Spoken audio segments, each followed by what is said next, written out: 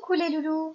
Alors les petits, aujourd'hui on va suivre notre travail sur le geste circulaire. Alors je vais essayer de le faire dans le bon sens parce que tu sais la vidéo est inversée.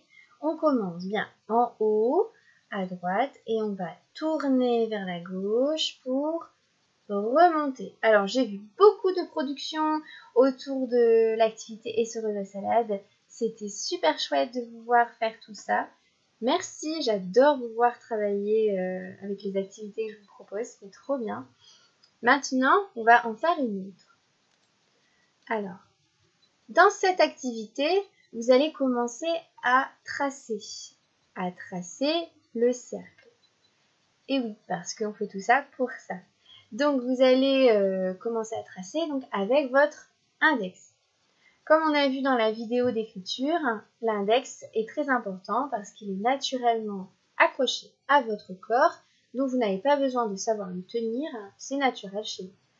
Donc il n'y a aucun problème de maintien de crayon par exemple. Vous utilisez votre index qui est un outil naturel pour tracer les lettres, mais aussi pour faire du graphisme. Donc ici, vous allez utiliser l'index pour faire un cercle. Dans cette activité, je vais vous demander donc de réunir deux feuilles A4 avec du scotch, de la retourner, ou alors d'utiliser une grande feuille A3 si vous en avez, et de la remplir de peinture. Donc vous pouvez le faire avec des tampons, comme ceci, ou alors utiliser un rouleau ou des pinceaux, une petite éponge coupée en deux avec une pince à linge, comme ça on tire la pince à linge et on pince. En même temps, on travaille la motricité fine et on remplit sa feuille. C'est vrai que ça aussi, c'est une compétence, remplir l'espace feuille. N'hésitez pas à insister auprès de votre enfant pour remplir la feuille. Ensuite, papa et maman, je vais vous demander de fixer des petits bouchons sur la feuille, une fois sèche. Soit vous les fixez avec de la pâte à fixe ou du scotch double face, soit vous les posez tout simplement et puis vous aidez votre enfant du coup par la suite pour tracer les cercles. L'inducteur, donc le bouchon, va être très très utile pour votre enfant pour commencer à tracer les cercles. Il sait déjà faire des ronds pour faire son bonhomme, pour faire des lettres, comme la lettre O, s'il a la lettre O dans son prénom et qu'il a commencé à écrire son prénom, il a déjà commencé. Mais j'aimerais qu'on essaye de faire un cercle beaucoup plus régulier, donc en utilisant l'inducteur, ça va l'aider. Par exemple, ici, sur mon tableau, donc vous aussi à la maison, n'hésitez pas à utiliser un tableau comme ça si vous l'avez. Vous fixez sur le tableau avec la pâte à fixe ou le scotch double face des bouchons. Donc là j'ai mis un bouchon de lait. Ici j'ai mis l'intérieur du bouchon de lait. En fait c'est une petite pastille qui se déclipse. Mais vous pouvez vous mettre des gommettes. Et ici c'est un aimant forme ronde. Pour l'instant vous utilisez des objets ronds par contre. Et vous allez inviter votre enfant à tracer des cercles. D'accord les loulous?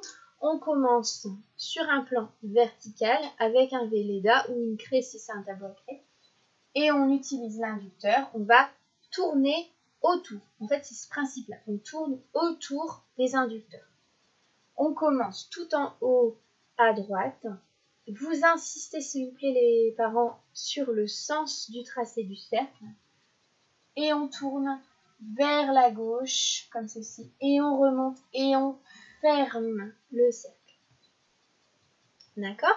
Donc, suivant la taille des objets inducteurs, vous allez avoir soit des grands cercles, soit des petits cercles si vous mettez une petite gommette. Donc, on va aller plus vers la miniaturisation du geste avec des petits objets. Donc, je préfère des grands objets. D'accord? Pour commencer. On commence en haut à droite, on tourne vers la gauche, on descend et on remonte, on ferme, surtout on ferme. Et on ferme bien en haut à droite.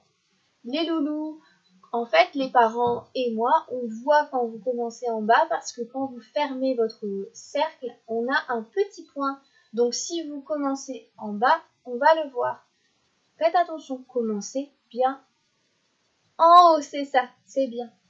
Et ensuite, avec l'aimant, pareil, on commence bien en haut à droite, on va vers la gauche, on descend et on remonte. On ferme. Vous voyez ici, comme j'ai fermé, il y a un petit point en haut à droite. Donc on peut voir que j'ai bien fermé en haut à droite. Donc vous faites des cercles ainsi sur votre œuvre graphique. Donc je vais vous montrer ici avec le doigt. Comme j'ai expliqué tout à l'heure, votre enfant va faire un cercle tout autour de l'inducteur. Donc ici des bouchons. On n'hésite pas, on l'invite à le faire en tenant son index, s'il le faut. Puis après, on va l'inviter à le faire tout seul, puisque petit à petit, votre enfant va maîtriser le sens. Mais surveillez bien qu'il le fait dans le bon sens.